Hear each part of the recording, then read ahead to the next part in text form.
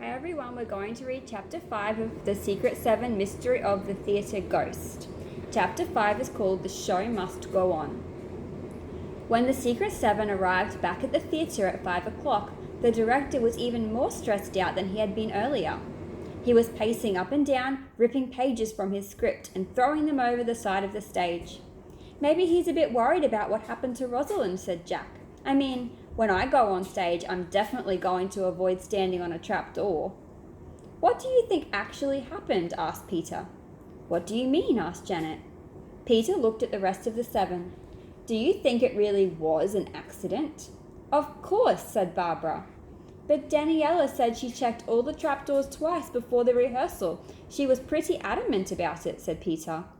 Jack laughed. Peter, you can't just make up a mystery because you want one.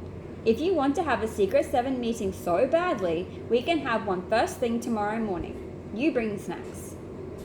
Peter rolled his eyes. That's not what I'm doing, he said. I'm just pointing out that there doesn't seem to be an explanation for what happened to Rosalind. Trapdoors can't open themselves. These ones probably can, said Jack. I mean, the new owners haven't really fixed anything up backstage, have they? The lock was probably old and faulty. Or maybe it was a ghost, said Pam, like Barbara's gran said. Just then the director threw down what was left of his script and stormed past them. What's wrong with him? Barbara asked one of the actors, who was sitting at the side of the stage with her head in her hands.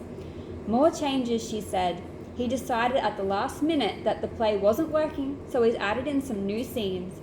Everyone's a bit stressed about it, especially because of the whole food poisoning thing. What food poisoning thing? Asked Barbara. The actress looked up at Barbara.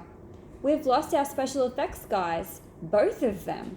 They got sick and had to leave. Food poisoning, we think, she said. The stage hands are going to help with the smoke machine and the lights, but they're not very familiar with our equipment. Jack stared at the tea trolley set up at the side of the stage. He'd spotted it as soon as they'd walked in. There were scones and jam next to the tea, and he was sure he could see some clotted cream, too. Do you know what caused the food poisoning? He asked. He really hoped it wasn't the scones. No idea, said the actress, but I hope I don't get it.